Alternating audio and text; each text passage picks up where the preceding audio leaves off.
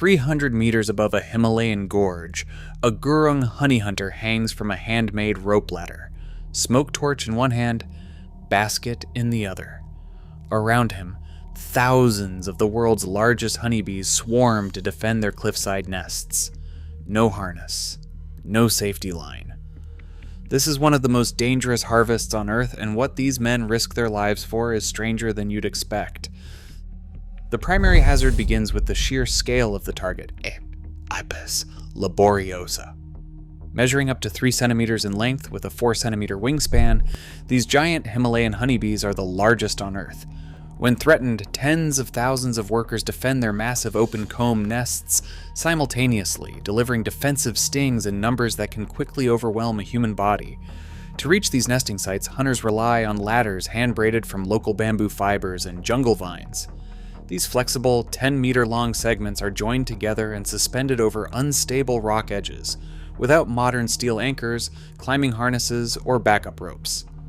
The hunters operate on vertical rock walls that offer no natural handholds, where a single frayed fiber, shifting anchor, or failed knot can trigger a fatal fall. Managing these physical hazards requires extreme, sustained physical exertion under intense environmental pressure. The mountain terrain is inherently unstable, prone to sudden rockfalls and buffeted by unpredictable winds that twist the hanging ladders. The remote geography of these cliffs dramatically delays any potential emergency response. Because these nesting sites are located deep within isolated river gorges, hours of difficult trekking lie between the cliffs and the nearest basic health post, leaving an injured climber entirely dependent on the immediate, manual rescue efforts of the ground crew. At the base of the sheer cliff, the collective effort begins. Before any hunter leaves the ground, the team organizes the heavy handmade gear, laying out the main ladder. Braided carefully by hand from split bamboo fibers and tough jungle vines, this flexible ladder must bear the climber's full weight. The ground crew secures the top of the ladder to the cliff summit, wedging it into narrow rock crevices or tying it securely to exposed tree roots. Beside this ladder, the crew drops a secondary safety line, a natural fiber tether that runs parallel to the descent path, managed by trusted partners below. As the lead hunter steps onto the rungs, the operation transforms from a solo climb into a coordinated mechanical system. He descends directly into the active hive zone, carrying a specialized tool set. First, a smoke torch, often a bundle of damp leaves and grass, is ignited at the cliff base or raised on a pole to generate dense, low-temperature smoke. This rising smoke masks the bees' alarm pheromones, calming the massive colony and forcing them to retreat from the comb. Suspended hundreds of feet above the gorge, the hunter uses a tango, a long, razor-sharp bamboo pole to guide his work. Balancing on the swinging ladder, he maneuvers the pole to slice through the thick, honey-laden comb. He secures the cut sections in a woven bamboo basket, which is gently lowered to the ground crew using a hand-operated pulley rope.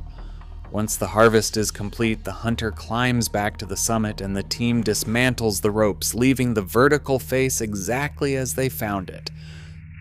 The prize of this perilous harvest is a thick, reddish fluid vastly different from standard wildflower honey. This is Himalayan mad honey, a substance whose distinct properties depend entirely on the sub-alpine flora of the region. During the spring bloom, the giant bees forage extensively on the nectar of wild rhododendrons, particularly species like Rhododendron ponicum and Rhododendron anthopogon. These plants produce gray anotoxins, natural chemical compounds that are transferred directly into the hive's honeycombs. When consumed, gray anotoxins bind to voltage-gated sodium channels within the human body, keeping them open and preventing cellular recovery. Even a single tablespoon, about 15 grams, can initiate a strong physical reaction. While low doses produce a mild euphoric warmth, larger amounts induce a state of altered consciousness, dizziness, and physical vulnerability. Biochemically, the toxins increase vagal tone, which can rapidly drop blood pressure and slow the heart rate to dangerously low levels, a medical condition known as bradycardia. For centuries, Gurung communities have used this potent substance in precise, minute doses as a traditional treatment for hypertension, joint pain, and gastrointestinal issues. However, the toxicity is unpredictable. Potency fluctuates wildly based on the specific rhododendron species in bloom, the elevation of the cliff, and the season of the harvest. This volatile chemistry, combined with its historical mystique, has created an extraordinary demand in international markets, turning a localized tribal medicine into one of the most sought-after natural products on Earth.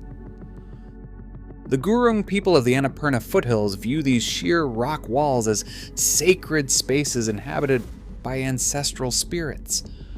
This relationship, developed over centuries, guides every phase of the harvest. Before any ladder is lowered, the hunting team gathers at the base of the cliff to perform a solemn puja ceremony, seeking permission from the deities.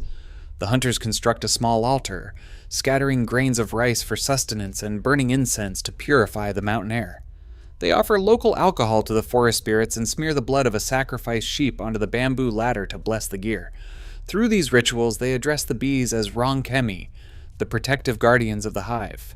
In their chants, the hunters declare they do not come as thieves, but as respectful visitors. Strict community rules govern who may participate and how the harvest is shared. Only men may climb, and the activity is restricted to 2 precise seasonal windows that align with the bees' natural cycles. This knowledge of cliff pathways, bee migration, and complex ladder weaving flows directly from elders to younger apprentices who begin their training as teenagers. Through years of careful observation, young students learn the physical discipline and safety measures required to step onto the swinging bamboo rungs, ensuring the practice is inherited with absolute precision. Local hunters who brave the vertical cliffs of Lamjung and Kaski typically receive about 2,000 Nepalese rupees, roughly $16 per kilogram of raw honey from regional middlemen. Yet once this rare, red substance leaves the Annapurna foothills, its commercial value climbs exponentially. In high-end retail markets across East Asia, North America, and Europe, the very same honey can command upwards of $60 to $80 a pound, with specialized exporters in Japan and South Korea charging up to $900 per kilogram. This vast economic gap is maintained by an opaque network of brokers and Kathmandu-based exporters who absorb the bulk of the profit chain, leaving the primary producers with a fraction of the final market value. These commercial forces are reshaping the traditional hunt. Adventure travel companies now sell multi-day packages that market the perilous cliff descent as an exotic tourist attraction. This influx of global attention risks transforming a sacred, seasonal harvest into a staged performance. To accommodate filming schedules and paying spectators, some hunting teams face pressure to climb even when weather or hive conditions are unsafe. The physical footprint of over-tourism also accelerates rock erosion and destabilizes fragile cliff pathways. In response, some village councils have established local permits and codes of conduct to protect their ceremonies from exploitation. However, the structural imbalance of the trade persists, leaving the Gurung to carry the immense physical risks of the harvest, while international distribution networks capture its wealth.